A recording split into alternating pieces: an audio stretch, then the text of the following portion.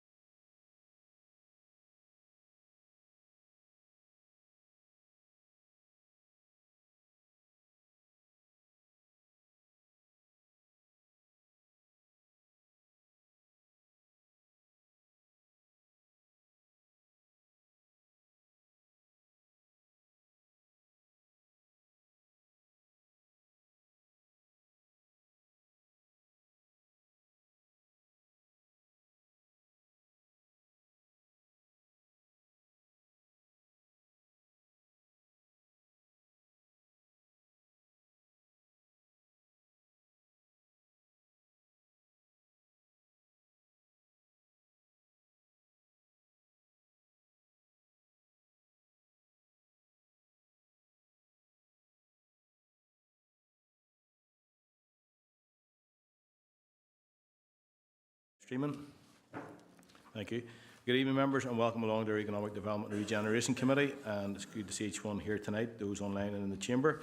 Members, do we have any apologies from the floor?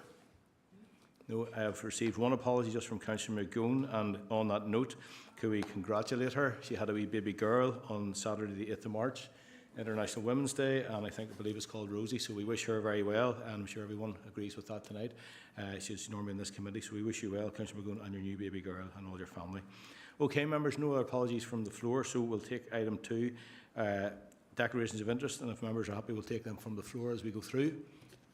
Yep, thank you. Members, agenda item 3, our first item tonight is the approach to establishing ABC Local Economic Partnership, and I'm going to bring in Nicola. Thank you, Chair, and good evening, members. 3.1 is the approach to establishing the ABC Local Economic Partnership, and this first came to members November 24. So the decision required, it's recommended that members approve the Local Economic Partnership draft terms of reference, which are attached at Appendix 1, and agree to proceed with the approach to membership and governance of the ABC Local Economic Partnership as detailed in the report. Thank you, Nicola. And Alderman Moodry. Thank you, Chair, and thank Nicola for bringing this report. I'm assuming that this report has been done in-house, and it's good to see it progressed. But can I ask for some explanation as to why there's no democratically elected members involved in this partnership?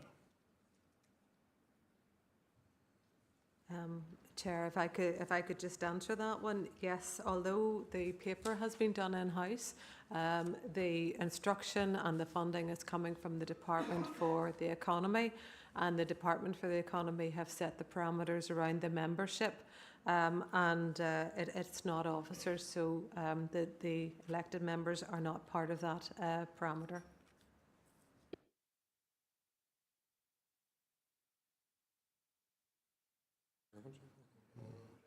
Thank you, and thank you for the response, Nicola. I didn't mean to throw you in front of the bus there, but in any case, you know, it's brought before us tonight. It will impact all of us, and I'm not content to let it go ahead in the format that it is. Now, the terms of reference sets out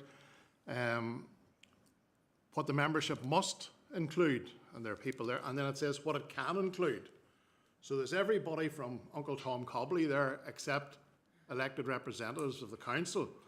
So, you know, I think it's actually an insult to bring this forward from the department to ourselves and ask us to run along with it, but have absolutely no input going forward.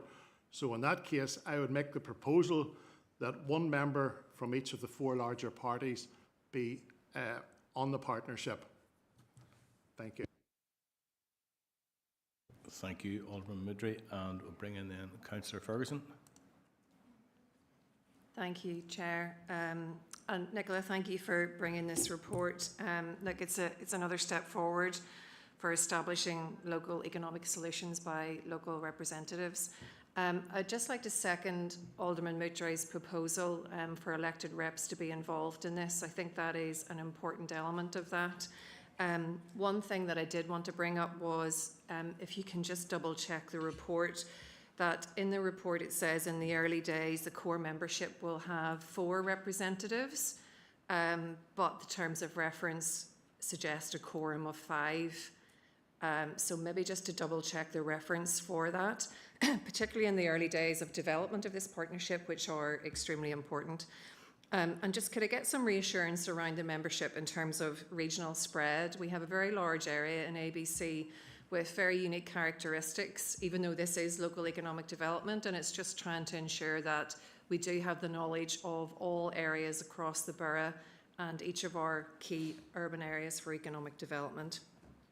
And lastly, is it possible to confirm the budget for delivery of the projects, assuming that running costs would be subtracted from that? Thank you, Chair. Thank you, Councillor Ferguson. And bring in Sarah Jane. Sorry, Nicola, if you ever press the wee thing there. Absolutely, yes. We have in front of us is, I suppose, our first go at starting something up and getting it off the ground. So initially we wanted a small core of members to really start to flesh everything out. It says within the report as well that we will start to bring in members as we realise, you know, what the action plan is going to be and where it's going to end up, what our key themes are going to be, what our cross-cutting themes are going to be. So initially the suggestion or the recommendation was just a small group to get things up and running, and then to widen it out across the borough and to widen it out into areas where we felt or the group felt that they wanted to develop the action plan. In relation to the costs, is £4.5 million over 3 years is coming to this area, and we would be spending 20% of that. We'd be allowed to spend 20% of that on administration, and that would include employing staff to administer this on behalf of council. Thank you. Okay. Councillor Ferguson, you want back in there? Thank you, Chair. I'm probably just a little bit cautious around that response, Nicola, in terms of the governance, because our governance is there for a reason, and it is in the terms of reference. And regardless of this being in the early days of the development of an action plan, the terms of reference do not replicate what you're saying in terms of the early days. It doesn't provide a quorum. If the quorum is 5, it provides voting rights. There is only 4 representatives in this early days. So I think maybe we need to think about the consistency of that, just to adhere to our own governance for that. My comment around the regional spread, I don't think you'd just responded to that in terms of the skill sets of the membership and the knowledge that they would have of all of ABC Borough, and had that come into your thought process in developing the partnerships.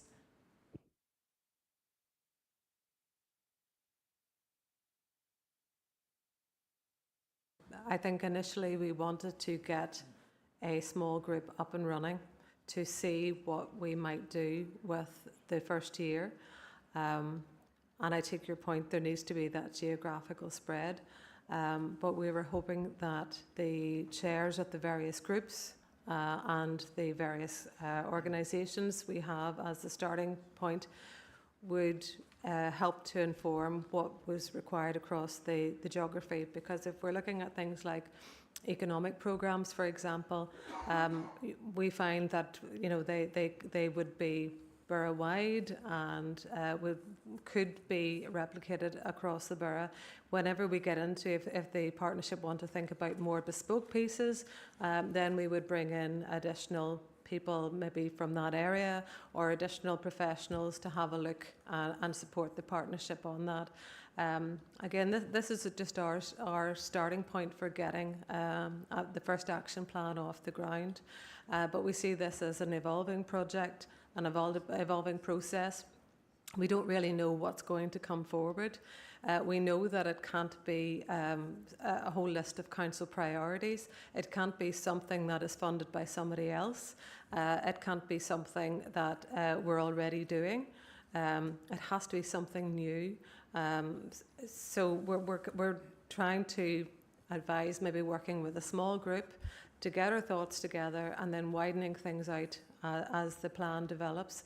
It is completely new. It doesn't sound as if it's completely new, but it is whenever you delve down into the detail. Anything that the group comes up with, anything that the LEP comes up with, has to be agreed by the Department for the Economy. And although they have not said exactly what they want, they've told us what they don't want. So that's why we were starting. Our recommendation is to start small, widen out, and to see what develops. Okay, thank you. And we've quite a number of speakers here. If I can bring in, do you want back in, Councillor Vernon, just briefly, or? Briefly. Okay. Just, thank you, Chair. Just to get some clarification, if you insist on the early days, when do you switch over to the governance schedule that you have suggested here for approval tonight that represents 5 representatives? Thank you. I could suggest we'll move on just to a few other speakers and then we'll address that before we're finished, if that's okay. All right, thank you. Councillor Kyle Savage. Thank you, Chair. Just really in support of Alderman Mutry's point, about the elected representatives being involved in this. And I think it is vitally important that we do get that spread right across. We've heard about the geographical spread throughout our council area. It's important that we touch every aspect of business within the area and, of course, across our political spectrum as well here. But our SMEs, right up to our large businesses and all, need to have representatives at that table, so they do. And it's vitally important because, like any other projects the council is involved with, Mid-South West or whatever, there's always political representation on that, be it DBAC or whatever. So I think it's vitally important that we have the same courtesy given to us here as well. At the end of the day, we're elected to represent the people. Thank you, Chair. Thank you, Councillor Savage and Councillor Kevin Savage. Thank you, Chair, for letting me in. And I agree with the comments about the political representation, but at the same time, I don't think we need to have a cottage industry around this here and who's selected to go on it, because we'll never get it off the ground that way if we start going around trying to get interviewing people and seeing if they're suitable. So I think as soon as we can get people on it, the better. Just in relation to the budget, Nicola, I know it's 1.5 million a year. Do we know exactly when the payments will start to come in from the AFA in relation to that? Do we have to get it set up first, or would we have to claim that money back from them, or will that be front-loaded each year? So if I could have that, Chair, thank you. Okay. So we don't have all the detail on that, but we are working towards getting an action plan together, getting it costed, and then it gets agreed with the department, and then we believe the money will flow. We haven't got an awful lot of detail around it. Thank you, Nicola. And Councillor O'Hanlon. Yeah, thank you, Chair. Look, I agree with Alderman Mutry's sentiments in relation to elected members in relation to it, because ultimately council are responsible for the finances of this, so in terms of audit as well. I would be concerned that I'm picking up on Councillor Ferguson's piece around early days, because then to me some members of the partnership are more influential than others in that they've had an early start of it. I would rather that we take the time and we get it off the ground right, rather than in a rush to get it over the line. Also, I would be concerned that it nearly sounds like there's going to be a paper presented as a fait accompli, and that there's no involvement with the partnership as it developed. I have genuine concerns and think.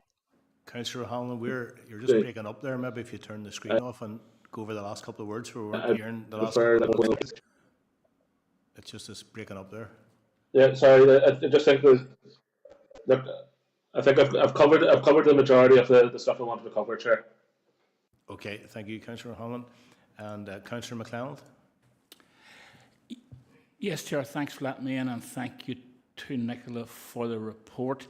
In terms of the admin and the 1.5 million annual budget, of which I think 20% is allowable on admin, including wages, and I note also that it's essentially your team, the Economic Development Services Department, that will be providing the Secretariat on this, Nicola. So if you could enlarge just a little bit in terms of the wages aspect, and is this for new staff? If so, how many? And probably, 20% seems to be a smallish figure in terms of an overall wage bill. So just if you could maybe allay my confusion or concern by fleshing it out a wee bit, Nicola. Thanks, Chair. Thank you, Councillor MacLeod. I think we're going to bring in the Director here.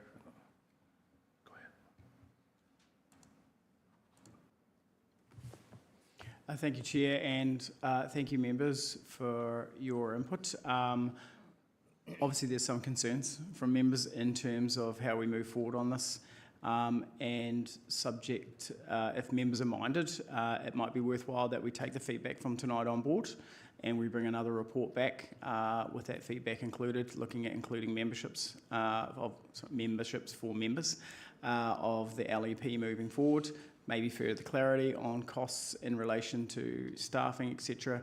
And also, I suppose, looking at the regional spread. We want to have some consideration about how we might do that, and we might either get back to full council or maybe another, it might be April committee that we bring this back to.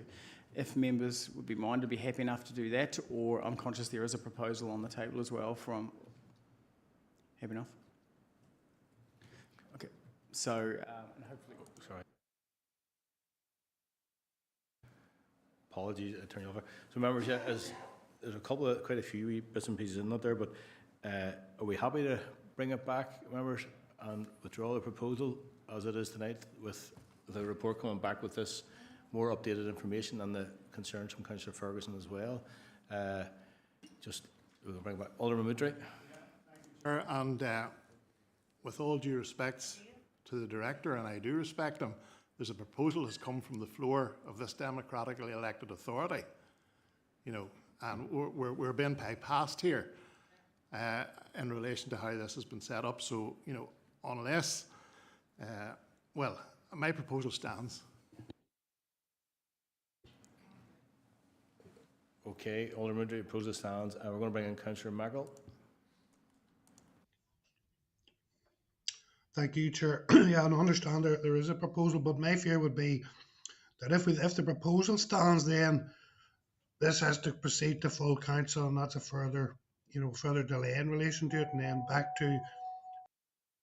And I mean, I think the officers understand that members want elected representative involvement in it. So presumably the next paper coming back to next month will have that included and won't necessitate going to full council and proceeding that way, with all this sort of 15 days for calling and things like that, you know. So just thought.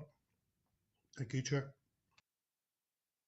Thank you, Councillor Maggle. I'm going to bring Paul back in.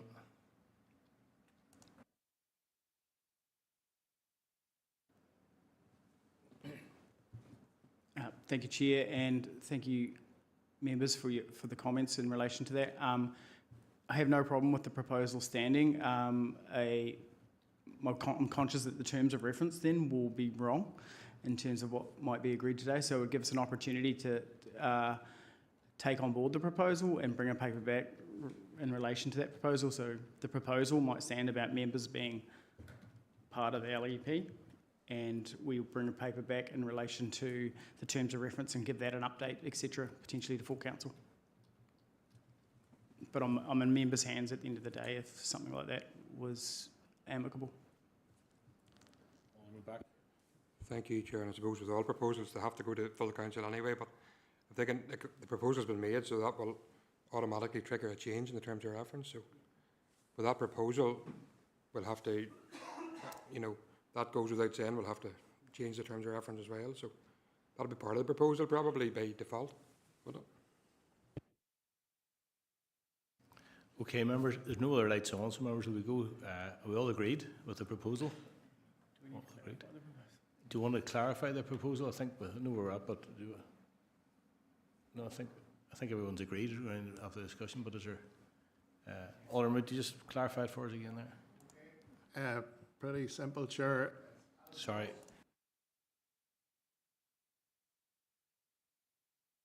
It's as was with the addition of 4 elected representatives, 1 from each of the main parties within council. Okay, thank you, Alderman Moodry. Okay, members, we're all agreed? Agreed. Okay, thank you, members. Agenda item 3.2, and Nicola's going to take us through the Enterprise Champion nominations. Thank you, Nicola. Thank you, Chair. Yes, item 3.2 is around Enterprise Champion nominations, and it's really a request from NILGA The decision required is recommended members nominate enterprise champions to benefit from the National Association of Councillors Northern Ireland workshop series, and the workshop series is detailed there for you. Thank you, Nicola. Alderman Baxter. Thank you, Chair. Yeah, happy enough to propose a recommendation and propose that the Chair is a nominee. Do we need one nominee or two? Or three or four? Nominees as you wish, Okay. officers and councillors as well. Okay. Well, from a member's perspective, I suppose Chair and Vice Chair. Happy to propose that. Yeah, happy to second, Chair.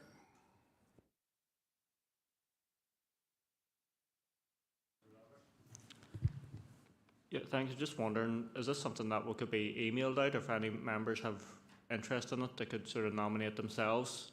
Obviously, there's 4 dates mentioned. Members might just need to double check the dates and to make sure they can get to at least say three of the 4, or hopefully 4 of the 4. Could we just propose that if any member has an interest, to just sort of email in, and then they'll be added on to that? You know, because it may not suit yourself, or it may not suit Jude or Councillor or Vice Chair there. So if we could just maybe send an email round, and then if those are able to, we can put them in, Chair. Because it might just have, I know it's the 5th of September, I think, is mentioned in that area as well, so we might just need to double check all of that before. So I'd just maybe propose, can we just, those members of the committee that are interested, just email, is it Nicola? And they'll be added in once they're able to check their availability, Chair. That's maybe what I'd be tempted to propose. Okay, so you're proposing that, Councillor Albert? I'd make that a proposal, Chair, yeah. Because obviously, I don't know why your colleagues dropped you in it. You might need to check your availability too, Chair. Rather than just proposing people now, we just allow members to email their interest into Nicola, and then if obviously there's loads, maybe we can trim it down a bit, but there may not be too many. Yeah. Okay, as a proposal, we have another one on the floor already. I suppose I have been through the papers like all of us, and we have probably seen the dates and stuff, so probably aware if we can go or not. There is a cost to this, so it's just making sure that you mentioned there about someone go to 3 out of them or whatever. I think you need to be at all of them if you're going, would be my thought on it. But I'm going to bring in the Vice Chair here. Thank you, Chair. Yeah, I would agree with Councillor Lavery there. Second that proposal. They wouldn't have time they wouldn't be able to make it as Vice Chair. Proposal already on the floor, so we'll deal with the first one first. But Alderman Baxter. Yeah, well, I'm happy, I suppose, to bring it to a conclusion, because it can get quite messy probably. How do we cut it down, or who decides to cut it down if everybody emails in? Can I propose the Chair then anyway, as Chairman of the committee? Yeah. Plus, if anybody else wants to email in, and yeah. I don't imagine, as you said, there'll be an awful lot of people able probably to go anyhow, so happy with that then. If that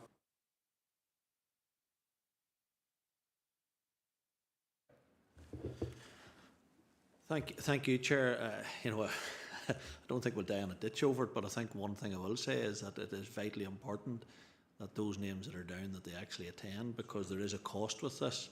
So I don't think we can just throw names in, and I'm not saying that anybody's suggesting that, but all I'm saying is whether it's the Chair or whoever goes, that everybody's abundantly clear of these dates and that they're able to attend all of them, because it's nearly £400 worth. And it's important that we go. It's important that as many members can go, but it's vitally important that they actually attend. Okay, are we in agreement then now? I think, are we? Yeah, Chair. And if anyone else wants to put in, we'll agree to that, members? Yeah. Yeah, so yes, just members, if you do remember that, to put your nomination back before the end of March, if you want someone else to be going to, if there's any additionals to go into it. Okay, members, we're moving on then to agenda item 4, and we're going to bring in Brian for 4.1.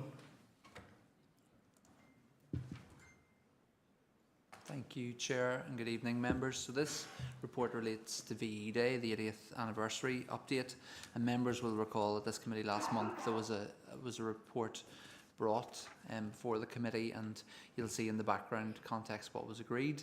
In the details section 4.1.2, there's a wee bit more information in terms of fleshing out the programme, and at the bottom of that section then is the schedule for the grant process is going to run. So again, the proposal is that is advertised this week, and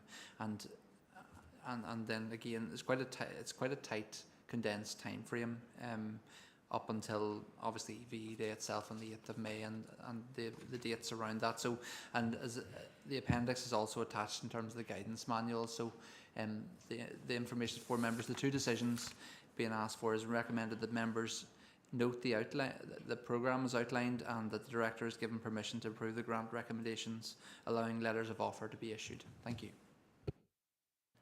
Thank you, Brian. And Alderman Baxter. Yeah, happy to propose with maybe one slight amendment, and I know this has always been very, very tight for time. I'm not amending, anything other than in the notice of motion it did say that we'd mirror, the national programme of events. And given that it's on the 8th, it's during the week, I know a lot of events are taking place even on the bank holiday Monday, which is the 5th. So could I propose, and I know maybe communications have went out, but if we just extend the time where groups can maybe have events, because I'm conscious the Northwest's on as well, the 200 Northwest 200's on. It'll be a struggle maybe to get caterers and all for all the different groups on the one day, whatever they're planning, and if they're having fun days and all that sort of stuff. So could I propose maybe that we just extend it to a 2-week period, maybe from the 1st of May to the 15th of May, just to make it a bit cleaner. I did speak to Alison Beattie last night in terms of the FAP process, and she said whilst it's tight, that wouldn't really affect what they have to do in terms of scoring the applications. It just gives groups a wee bit more leeway without having like 2 months of events, just that 2-week window instead of 3 days. Because I think the 3-day timeline is probably not realistic for groups, given that all that's going on. I know the council are running stuff here as well, so on the 8th itself. So I think just to give that wee bit of leeway for groups, if I can make that a proposal, and I think it would be in the gift then maybe the director just to use delegated authority maybe to allow that to happen. Okay, thank you, Alderman Baxter. And Alderman Burns. Thank you, Chair. Yes, I would be very happy with that. I know that there are groups who are planning things with military vehicles, and there's only a limited amount of them that they're about, so you're not going to get them within that period. So the extra week would make all the difference, and I'm happy to second that. Thank you. Thank you, Alderman Burns. We've no other lights on, so if everyone's agreed with that proposal, all agreed. Okay. Agenda item 4.2 then. It is an information item. We're going to ask Sarah to take us through this. Sarah. Evening, members. The report before you this evening, item 4.2, is an item for information, and it provides an update for members on the signature tourism events which are scheduled for 2025, and also combines with the Armagh Georgian Festival evaluation report from last year. If I deal firstly with the evaluation report for the Georgian Festival, which is included at Appendix 2. Just a reminder that the festival last year was the 20th year that it ran, and the report provides much more detail on the feedback, which combined feedback from event attendees, from our city retailers, and also from stall holders, together with a summary of the marketing and communications activity and outputs. So just if I can pick up on some of the key findings. It's estimated that Georgian Festival contributed around 1.8 million in spend for the local economy, representing a significant return on the net of £160,000 invested. Bookable events were at 100% capacity, equating to over 15,000 tickets being sold across the event series. 2/3 of respondents were first-time visitors to the festival, which means we feel that the attractiveness of the programme and how it evolves is appealing all the time to new markets and to new customers. 13% of festival visitors stayed overnight, 7% stayed in commercial accommodation, so beyond those staying with friends and family or in their own mobile homes. It was really pleasing to see that all aspects of the festival were accorded a minimum average qualitative rating of 4 out of 5. But the score was higher when we asked about atmosphere, the range of things to see and do, and overall organisation of the event. Very positively, 9 in every 10 visitors would revisit the festival in the future, or indeed would recommend it to their friends and family, which is an excellent endorsement.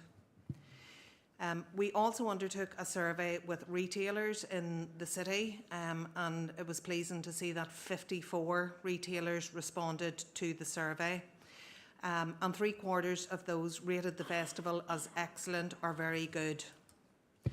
9 in every 10 responding businesses recorded an increase in their typical footfall levels, with 2/3 highlighting that the festival led to an increase in their sales. And indeed, 70% of respondents highlighted that this increase represented a sales uplift of between 25% and 100% compared with a typical trading Saturday in November. So again, very positive outcome. In terms of stall holders, we received feedback from 43 of the 100 stall holders in the city, and almost all considered Armagh Georgian Festival a resounding success for their business, with turnover amongst respondents averaging 1,500, although we noted that there were a proportion of stall holders whose turnover was significantly higher than that. And such is the satisfaction levels amongst stall holders with their trading figures, the value for money of the pitch, and the excellent organisation of the festival that 98% would anticipate applying to attend in 2025. Very briefly then, the multi-channel marketing campaign was very successful. As I referred to, 100% of tickets were sold, and our audience reach was 1.3 million. Efforts to enhance accessibility, inclusion and sustainability continue apace, with Jill's team working really hard and on a customised basis for customers who might have accessible parking arrangements, and also through provision of dedicated viewing areas together with quiet hours at some of the events where that's possible. So that's an overview of the Georgian Festival for 2024. As I said, the full report is at Appendix 2. Then very briefly, the programme for festivals and events for this upcoming year. Well, the Home of St Patrick Festival is well underway, and that will run through to Monday the 17th of March. Buskfest is next up, and that returns to Banbridge on the 14th of June and will follow a similar format to last year, with the outdoor daytime busking competition taking place in the town, followed by the prize-giving ceremony and concert also in Banbridge Town Centre. This year, we're working with colleagues in economic development to incorporate the mobile market as part of Buskfest. Then in August, between the 1st and the 3rd of August, the Seven Hills Blues Festival returns to Armagh with over 40 free gigs across 15 venues. And again, we'll be working with colleagues in economic development on the mobile market. Food and Cider weekend then is scheduled for the 4th to the 7th of September to coincide with harvest time. And the Sundown Market in Banbridge, which was programmed for Saturday last year, which was the first time that that happened. We felt that that was a great success, and there's support to retain the market for food and cider on the Saturday again. And finally, back to Armagh Georgian Festival for 2025, and it's scheduled to run the 27th of November to the 30th of November. And Jill and her team have made an application to Tourism Northern Ireland's International Event Sponsorship Fund. So we're hopeful of a positive outcome, but that is yet to be confirmed. And if we were successful, the funding would be utilised to enhance activities over the course of the weekend, including Festival Sunday. That brings the review to a conclusion. Thank you. Thank you, Sarah, and thank you to you and Jill and all the team for the events. Do take an awful lot of work and an awful lot goes on them. And I suppose we've talked a lot about events, but reading that report, it does show you the benefit of them and that they do to our borough and the economic input. Also good to see the likes of the food and cider going right across a number of our villages and towns and including. So, members, quite a few speakers here. So, first in was Councillor Flaherty. Thank you, Chair, and thank you, Sarah, for that and quite detailed reports there, which make interesting reading. I suppose two things. What's interesting to me is the lack of mentioning of Portadown. It got a wee mention there with this Food and Cider Festival, so can we make sure there's plenty of advertising there, because that, of course, is the heart of the Bramley. I'm an old Bramley farmer here, so I'm maybe a wee bit biased on that, but I think we are lagging behind considerably when it comes to some council-supported events. I've said this before, and I'll say it again. It's great news to read this, great news for Armagh, absolutely. And you can see that there's a great benefit to the borough. We do need to share that love a wee bit more, please. I'm at this long enough to remember events in Portadown. It's been a long many's a day from there has been a council event in Portadown of this nature. So we'll park that one stage left, because I do want to be positive with these and to thank Jill and her team, because on page 12, that really what was interesting to me in the appendix, where you go into the detail of the inclusion and accessibility. I have seen that for myself, how you have built that over the years, and it has been quite remarkable. Like even the numbers themselves speak for themselves, Brian and Sarah. Like when you're saying there's 400 up from 285 last year, that tells us all we need to know. Now, I'm biased about this too, but our mat toilet has been a game changer when it comes to these events for people with disabilities. And I've had nothing but positive feedback from that particular facility. That council, I don't think it's out in the road enough. It's parked up at Carn Depot far too much for my liking. But I know that it has been an active route that council has taken, and it is making a huge difference. It shows the need.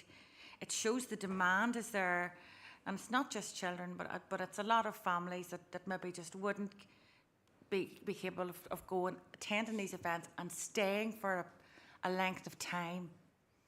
That's what makes the difference. It means that they're content to stay and enjoy the whole event and spend the money in the town and see everything.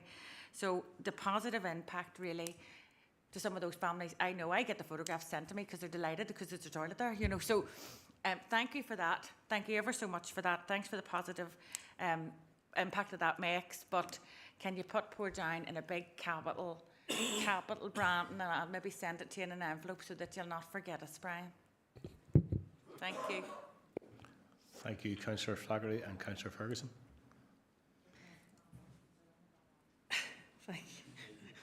Thank you, Chair. Yes, I just wanted to thank Brian and Sarah and Jill and the team. I think we can't underestimate the life that these events bring to our borough. It really improves the quality of life for our residents, and events like these are really important. And it's really good to see such standout evidence on all of these events, particularly Georgian Festival, but we really look forward to Food and Cider Festival, St Patrick's Festival, which is imminent, Buskfest, Blues Festival. They are really important for our borough. So my thanks on behalf of my party to your team for improving the quality of life of our residents so they can enjoy these events. I did want to mention one thing about the economic spend, which is mentioned here as the headline figure of a return of 1.8 million. Having worked in economic impact, particularly within the tourism industry for many years, there are very few events that deliver a return of 11 to 1. And I'm just probably seeking some reassurances on the methodology that is used to calculate this figure. There's no methodology that's included in this paper on how this is calculated. We don't know what host economy that you've used. We've no way of knowing if you've discounted the figures. We don't know the spend that you've allocated per visitor or the participants, and we don't know what the economic leakage is out of this model. So that just causes me to ask the question about this 1.8 million return that you have listed here, because I know that very few events in Northern Ireland deliver 11 to 1. So it's maybe seeking some reassurances on that methodology. And what I would like to see is the Council set a consistent methodology for measuring economic return on investment, which I have forwarded to the Economic Department, or to the Tourism Department, I should clarify, with an economic model, so that when these figures come to members in this chamber, we know that we have a robust methodology to actually know what economic return these are delivering for our communities and for our businesses. And then we can compare those events to all of the events that we do to know what value for money we achieve. So just to seek some reassurance or knowledge on the way forward for that within Council, so that elected members can talk about this in an informed way. Thank you, Chair. Thank you, Councillor Ferguson. I'll bring Sarah back in. Thank you, Councillor Ferguson, for your comments.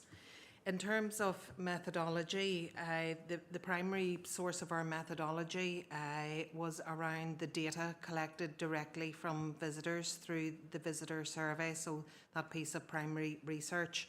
And that was collected via surveys which were issued to ticket bookers, but also via our social channels, so our corporate channels and our destination channels, to try and include any visitors who maybe hadn't booked tickets but attended the markets themselves, for instance. So that was our primary source of data.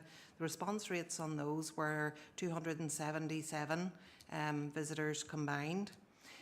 We asked information about spend, either spend that had taken place already or intended future spend. We asked about party size in order to arrive at a per person figure, and so that was including adults and children. So that was our per person figure, and we also took into account then length of stay for those staying overnight. There would have been a higher average daily spend. We undertook a cumulative frequency analysis on that in order to make sure that the spend was a weighted spend, that we weren't skewing those that were staying overnight with a higher spend across the entire sample. Figures obtained through Jill and her team included footfall counters for the city centre and also figures from PSNI. So with our average spend figure, we weighted that up to the total number of visitors, which was 40,000 in total. So when we're saying economic impact, what I have included here is the spend figure. Obviously, in terms of economic impact, we haven't factored in anything around secondary or tertiary impacts to the local economy. So this is just a pure spend figure based on that primary data. And in terms of other aspects of comfort, I suppose, we do have access through Tourism Northern Ireland to some spend figures right across Northern Ireland, and it can be reviewed, the trends can be reviewed town by town. And so we have an indication of spend which took place in Armagh using a major card holder. And so that might account for probably 30% of total spend. So our figures in terms of the 1.8 million certainly seem reasonable against that overall spend. So we're using primary data, but looking at other sources of data to say, does this seem right? And also we've obtained information from our stall holders as well in terms of spend. And the allocation of the visitor spend, I think we've highlighted 385,000 spent towards the stalls, and so again that seems to tally. The interesting thing will be when we continue this methodology year on year, and maybe it's better to look at it on the basis of a 3-year rolling average. If we wanted to do more detailed work in terms of upping our overall sample from 277,000 to 277 up, then we would need to invest, I think, to bring in a company to assist us to do that, and the investment there could be anything up to 15,000, I'm guessing off the top of my head, but I think this is a good starting point. Hope that answers your queries. Thank you. Thank you, Sarah. Councillor Ferguson, you have your light back on. A load of speakers. Do you want to come back in? And I'll be brief. Thank you for bringing me in. And Sarah, thank you. Have total respect for what you do in terms of the team. That's really well thought through in terms of the visitors. But there is two crucial areas that you've missed, which is the host economy. Direct economic impact is only calculated from visitors that come into a particular host economy. So it is important to clarify that the figure that you have here is total spend, but it doesn't equate to economic impact. And that is an important distinction to make. It also doesn't account for leakage from the participants if they have spend outside of the host economy. So those are two important things just to clarify when these figures are brought here. We're not understanding the true economic impact of these events, but we're looking at an overall spend.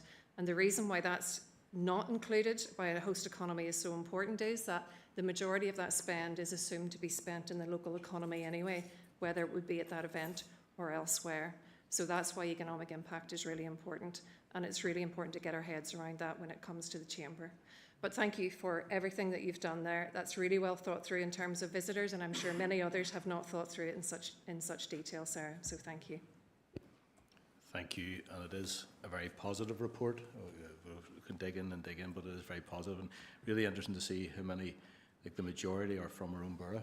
Sometimes we put on things and we think it's just for everyone else. So it's really good to see most of our own residents come in. Members, we have another few speakers here. Councillor Peter Lavery. Sorry, I was sort of listening to the other speakers there. Thank you for that report and really appreciate it. One thing I do want to say is it's almost piggybacking on another council's success in Belfast recently winning the Fleadh Ceoil. The second time I think it's crossed the border in its history. I'm wondering, obviously given an event of that significance, is there any way for us to piggyback off that? I know we've got a vibrant sort of folk scene in the borough. I think we did explore even trying to host it ourselves one time, but maybe just didn't have the hotel space at that time for such an event. But as goes to show, you know, we've got a lot of good events on the borough. The tourism team are very good. We've helped organise number of very large events, whether it's the sheepdog trails, the the marching bands in Lurgan Park and all the rest.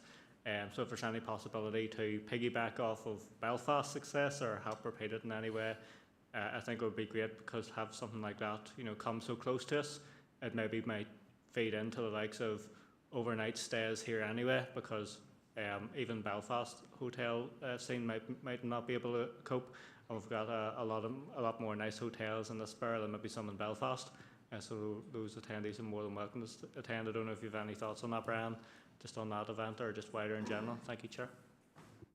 Thank you, Councillor Lavery. And I think you nearly answered your own question there about the number of hotels we had enough the last time. I don't know if there's any new ones since we last talked about this, but I know hopefully we'll get a spillover from events like this coming to Belfast and others. So, Brian, did you want to come in now? You're okay. You'll pick up at the end. Okay. Alderman Baxter. Thank you. Thank you, Chair. Look, it's a very useful discussion tonight, actually. And when you look through the report, and thank you for the report, you can't really argue with the figures. It proves that these events are beneficial. I know sometimes we take criticism and when we're delving into figures and looking at efficiencies about all these things, but you see the economic impact that it has, and there's the proof of the pudding. But one thing I will say then, when we have those, and it's measurable because the council are doing it, we have the resources to do it.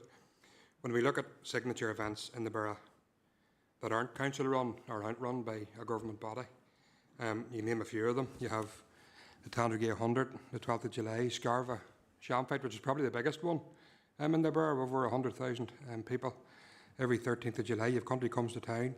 You have sports competitions like the Craigavon Cup in Portadown as well.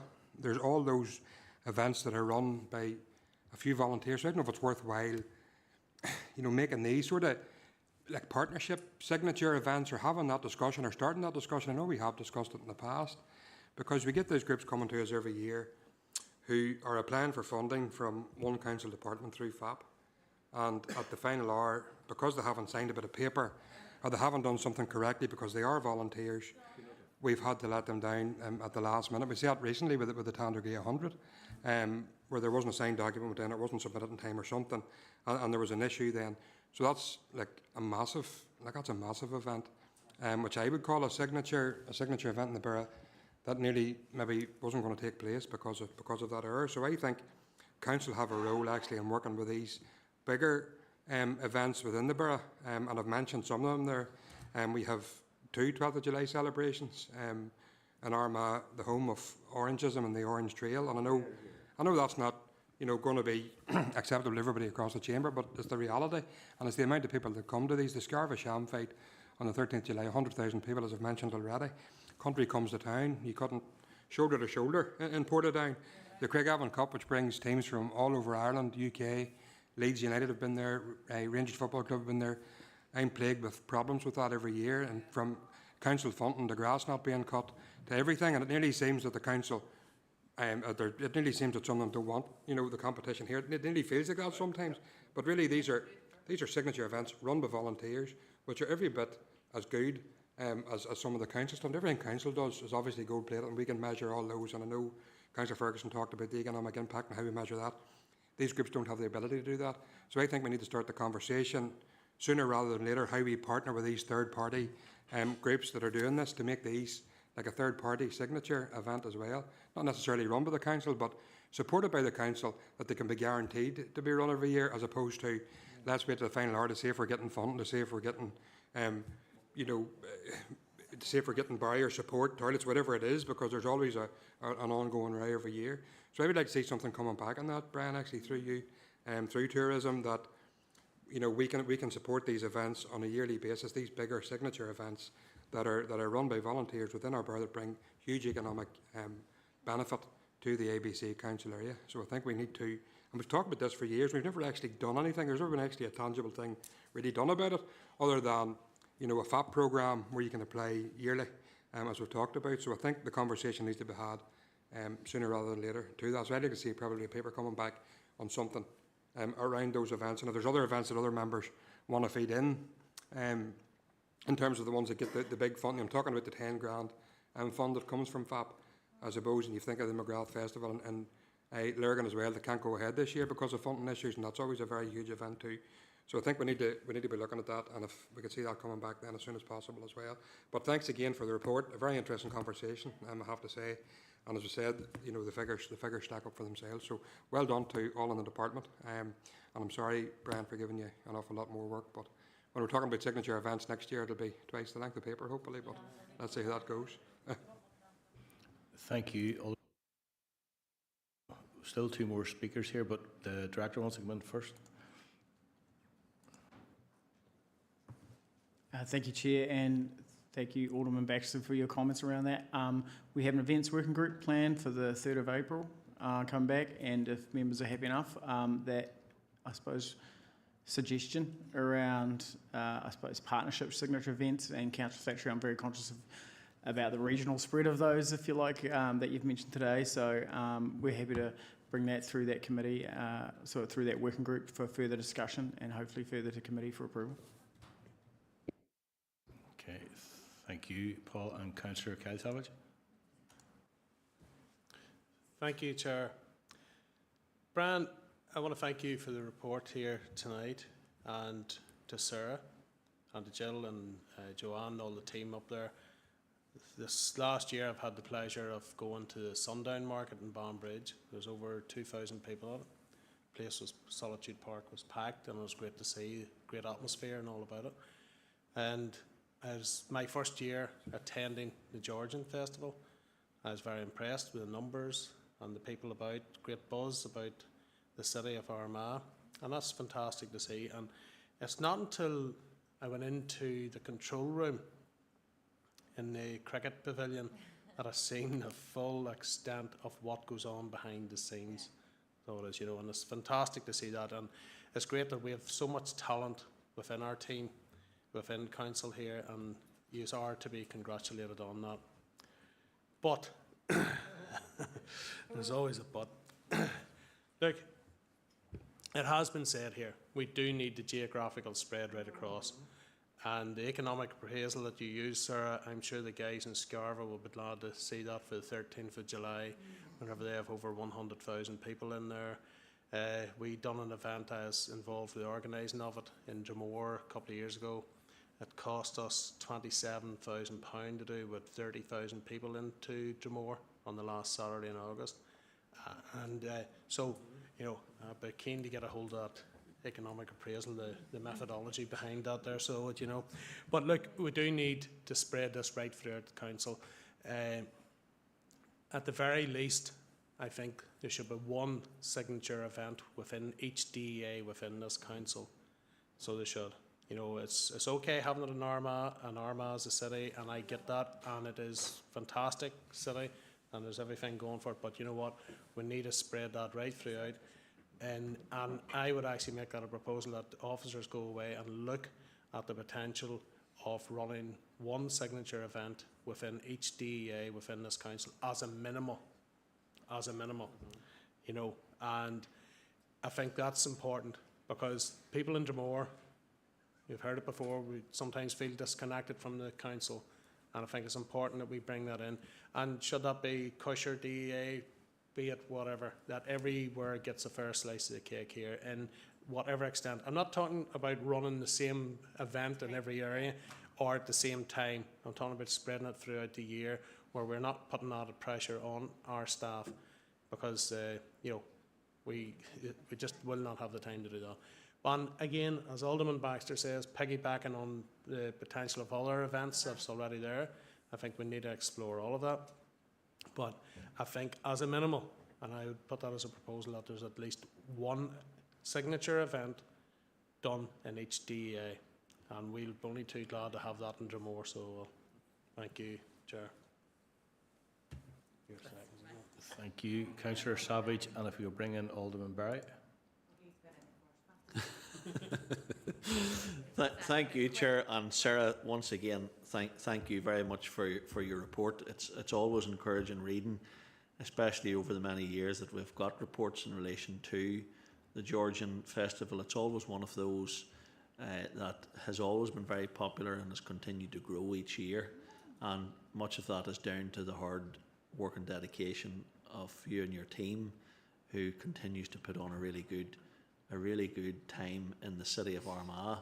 And thank you very much. I think what has really changed here, and I think you'll agree, is in relation to the businesses responding, because so many times there are events held across the city and borough where businesses complain in the town centres that they know on a certain day in the year when an event is on because their takings is down. But when you find here that 9 in every 10 responded saying that there was an increase in the footfall and thankfully an increase in the till takings, that's very encouraging to read that. And I think that's down to the hard work of you guys working with the traders over the many years in the city of Armagh to try to improve that. And so that was one thing. There's many things I've taken out of this, but this is one thing where I've continued to see, thankfully, where there's more positivity from the business community, understandably, because they're the guys that are paying the rates the 365 days of the year. So it's good to see that was positive, and thank you very much, and I commend you and your team for what you do in the city of Armagh, but especially on this particular day, because it's a really, really great day and the community really comes together, and it's great to see visitors coming in. But as the chairman said, it's good to see our own people from the borough, very high percentage of our own people from the borough coming, and suppose we take that for granted so many times that we think it's visitors, but it's our own people coming in. And I think that's good, because then they'll see the beauty and the uniqueness of Armagh City in its highest form and positivity. On the events, I'd look forward to the working group. I think this is something that has come up continually. So, you know, as others have mentioned, you know, you've the like of Craigavon 100, and because of a signature, you know, the like of that there could have been turned out to be a disaster. But like, I know 2 weeks before that particular event, the volunteers are out every night. You know, they work during the day and then they're out during the evening time to try and get everything set up for one day, and all they're asking of is 10 grand, but every time they have to apply for it. 12th, 13th, the same. 13th, the insurance for that day alone goes up every time. Pay for St John's ambulance, you're talking thousands for 10 grand. You know, to me, we have international visitors that come on that particular day with 100,000 people. And I think we are getting to a stage where we're scraping at the barrel, where every year they have to apply for it. It's a real tourist attraction from people across the world that come to that particular one day, including the 12th. And the Armagh show is another prime example where, in my humble opinion, it's a signature event. The council is promoted very positively through this, through the Food Heartland and through other initiatives. And I know when I attended the launch last year, there was quite a high praise for the efforts and work that the council put into it on a partnership level with the organisers of the show. So it's not that they're working against us and we're working against them. It's very much a partnership. But when one looks at what they're being funded potentially this year, it's half of what they've applied for. Is that acceptable? No, it's not, because it costs a fortune for them to run that, and if it wasn't for the volunteers. So I do believe we really need to take a real good look at this to see that we don't run the events, but how do we actually support these groups from constantly having to apply and crossing all fingers and thumbs to see, oh, we're going to get 10 grand for running an event that's costing us thousands to run, but look at the positivity that it's doing for the area. So I think we do need to have a fundamental conversation about that and to see how we go forward, that we can help all of these groups who, quite frankly, are carried through by volunteers, but it's what the positivity they bring, whether it's Regeneration 100 or Armagh Show, whatever, it's what that positivity brings. So I think it's something that the director and co and Brian will have to come to us with a paper to see how we can to resolve this going forward. Thank you. Thank you, Alderman Barry. We now have another couple of lights on, and I suppose, again, a lot of this is the importance of the events working group as we go forward. Councillor Flaherty. Yes, Chair, and you're quite correct. This is for the events working group, and I know my colleague sits in it, and he's made a proposal which I am happy to second, so that we can take a look at that through that, because that is very interesting. And just to come back on something that was said there about the events, and it is interesting to see. Imagine me talking about Armagh, but the business that's generated in Armagh, and that has been a problem in some of the towns, and I've seen it where there's a disconnect. But we have very good town centre managers and staff in your department now that are really stepping up and stepping in, and that's, I think, where the link needs to be made between these events and the Chamber of Commerce, the business people, that there's real genuine buy-in and real genuine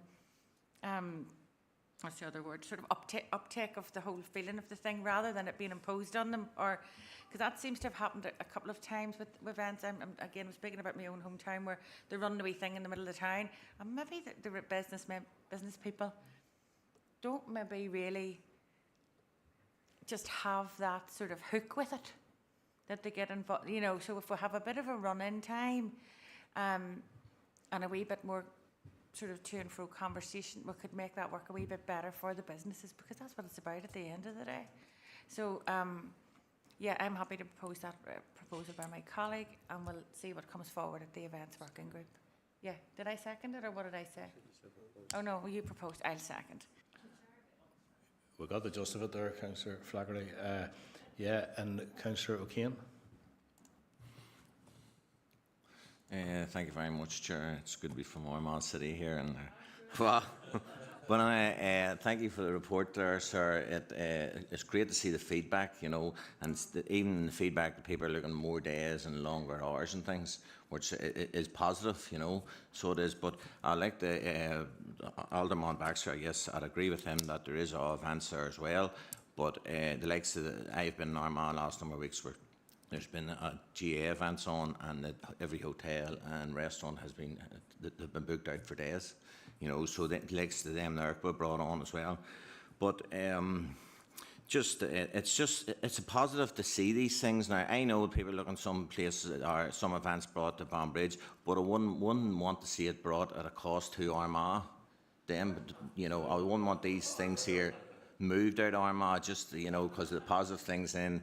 The other DA is looking to steal them, you know, but just, you know, just keep them there in Armagh City. All right, thank you, Chair. Councillor O'Kane, we don't want to steal your event, we just want the budget. I think that's what we're looking at spread across the rest of us. I think George and Day sits slightly on a different one there, but no, I think the proposal is there to come back to the events working group, that we look at least one in each DA. I know there's some have more in this graphic spread, whatever. I know Councillor Barry nearly choked when the Deputy Lord Mayor said it was his first time in Armagh, and his glasses steamed up there. And but but George, we've all heard enough about that. So I'm going to bring in members. No one else to speak. We're going to bring in Brian. There's quite a few bits and pieces there, Brian. Maybe just to cover. Thank you. No, thank you, Chair, and thank you, members, for the feedback. And just to come back on a few elements, I think Councillor Lavery's point, will always try to piggyback on other events that are happening across the area, you know, to maximise bed nights and so forth. And as Councillor O'Kane said, even the recent GA matches with, you know, with Dublin and Mayo and up at the athletic grounds, that's created a lot of bed nights as well. So we'll always try and be clever around how we piggyback on other events. And again, on Councillor Ferguson's point, like, we're really serious about the research, so we are working hard to get as robust as, and we have compared it with previous years, and we've did a lot of soul searching with those figures, so it wasn't just thrown on a page and looking for a headline. I'd like to fundamentally say thank you first for all the comments. Just acknowledge Jill Robb, who I've worked with for a long number of years. She didn't really want to be here this evening, but I think it was just important for you to know who is kind of the force behind the events. Now, and she would be the first to say there's a small but very dedicated team. So just around a lot of the comments around supporting other events, that'll all come down to resourcing as well. So again, at the minute, we're not resourced to do all of those additional events, but what I would say, having worked with Jill for about 15 years on and off, the events never stay static. I think that's key for all these events, that they keep growing, we innovate every year. There's always something new added. So just, you know, a nod to Jill for that commitment and energy down through the years, and keeps coming up for more. And again, I think, as the director has said, the events review is going to be really important. We've had a few sort of stops and starts with it. I think if we can roll our sleeves up around some of the issues that have been brought up tonight and try and move them forward in sort of double quick time, if that was okay. But that's, like I said, fundamentally, just as you were all talking, I was thinking, and I get the point, and many councillors have made it before, that for the community group to, as you, Alderman Barry said, on volunteering hours and all of that, they can deliver an event much cheaper than we can deliver an event. So it's how do we piggyback in, come in behind and support. So I think we're up for that conversation as well. But if we can pick that up at the next events working group. But thank you for the positive feedback. Thank you. Thank you, Brian. The hint of mention Armagh again, because everybody's talked about it all night, but from memory, the Georgian Day started as a community type event, which grew and grew and grew. So I suppose it is trying to get our communities really, really involved in these events, so we help fund them and do it and get their buy-in. I suppose it's the important part is each DAA being well represented and the councillors are involved. So thank you everyone for your information. So we do have all agreed with the proposal that has come with the events working group now? Yeah, all agreed. Okay, thank you, members. We're going to go into, there was no correspondence, so we're going to go into committee business. So could I seek a proposer and a second to go into committee for consideration of a confidential items? So proposed Councillor MacLeod and Councillor McElrath. Members and online viewers, in accordance with Schedule 6 of the Local Government Act, exempt information will now be moving into a confidential session of the Council. This means it will be turned off the public feed of the meeting. This will be returned when the meeting is restarted. Can I now ask ICT officers to please turn off the feed and confirm for me when the confidential session of this meeting can proceed?